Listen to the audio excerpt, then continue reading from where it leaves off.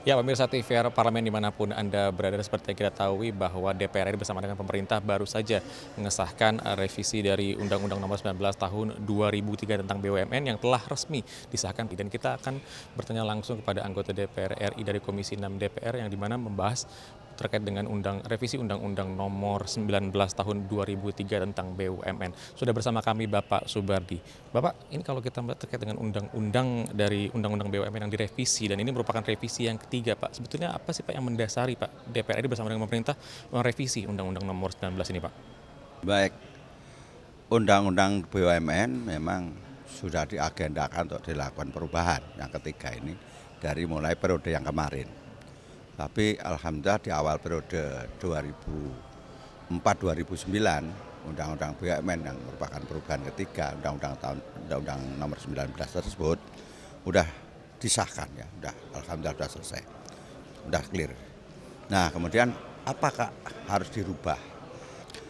Sehingga apa? Kita akan melakukan optimalisasi dan efektivitas, efisiensi daripada pengelolaan BUMN secara menyeluruh.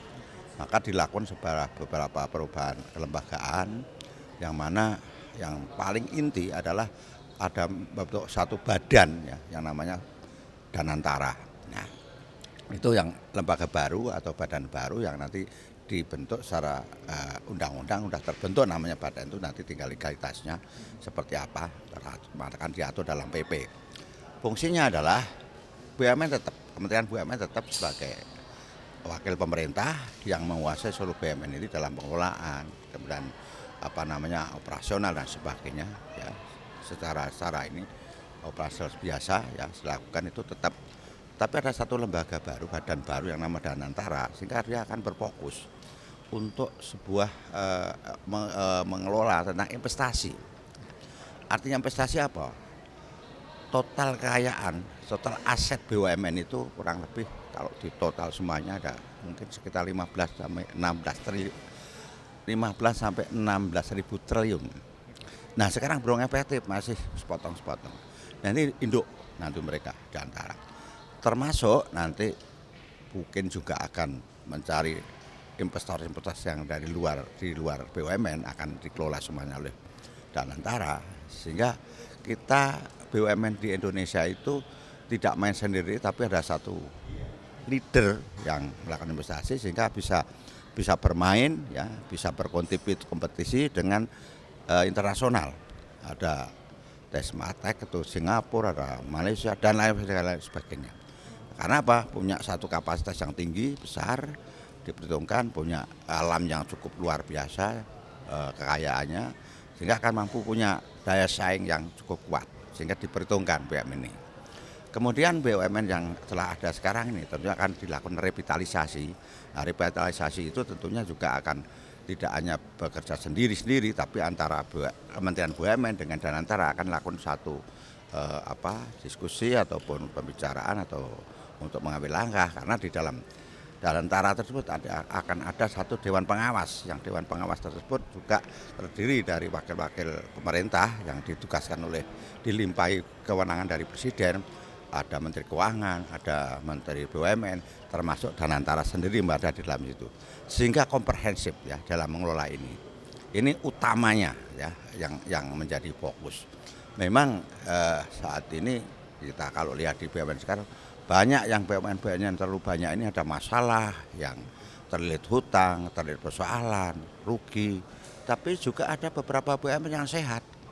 Nah, yang sehat maka ada yang sehat, yang tidak sehat, bahkan ada yang mati. Itu nanti akan bagaimana menjadi hidup, apa bergabung, apakah itu cara apapun dengan cara yang sesuai dengan peraturan perundang-undangan. Dia akan kokoh, akan bagus, sehingga efektivitas daripada pengelolaan kekayaan alam, pengelolaan bisnis di dalam BUMN itu akan jauh lebih bagus dan jauh lebih akan bisa memberikan dampak yang positif terhadap ekonomi negara kita itu. Apakah nanti tidak akan ada konflik dari kepentingan, Pak, dari bagaimana kan kalau kita lihat Kementerian BUMN ini sebagai regulator dari BUMN ini nanti mungkin ada konflik kepentingan yang menabrak dengan Danantara, Pak, nanti? Saya kira nggak ada, karena semua ini sudah dibikin rambu-rambu di dalam pasal per pasal. Dan antara tugasnya apa, fungsinya apa, kewenangannya apa, Kementerian BUMN apa, tidak akan ada. Karena itu satu payung yaitu presiden. Dan antara adalah diberikan kewenangan oleh presiden, Kementerian BUMN juga diberikan delegasi kewenangan oleh presiden mewakili pemerintah. Tidak akan ada. Dan secara rigid itu sudah dijabarkan dalam pasal per pasal dalam Undang-Undang BUMN yang penggantian yang baru ini. Nah, setelah dikembalikan presiden menandatangani menyetujui ataupun mengesahkan undang tersebut, baru kita bentuk PP-nya. Nah, untuk operasional kan PP bukan undang-undang. Undang-undang pedomannya, tapi operasional mereka antara PP Dirgantara dan Kementerian BUMN nanti akan PP. Setelah PP ya udah langsung. Bapak Subardi, terima kasih banyak atas waktu tadi sudah disampaikan bagaimana BUMN atau Undang-Undang Nomor 19 Tahun 2003 tentang BUMN ini merupakan salah satu langkah upaya dari pemerintah dan juga DPR RI untuk bisa lebih mengkonsolidasikan lagi aset-aset yang ada di BUMN untuk bisa lebih digunakan yang nantinya untuk bisa mendapatkan investasi yang lebih baik ke depannya. Dan demikian pemirsa yang dapat kami sampaikan, saya Deden Amaran kembali rekan kami di studio.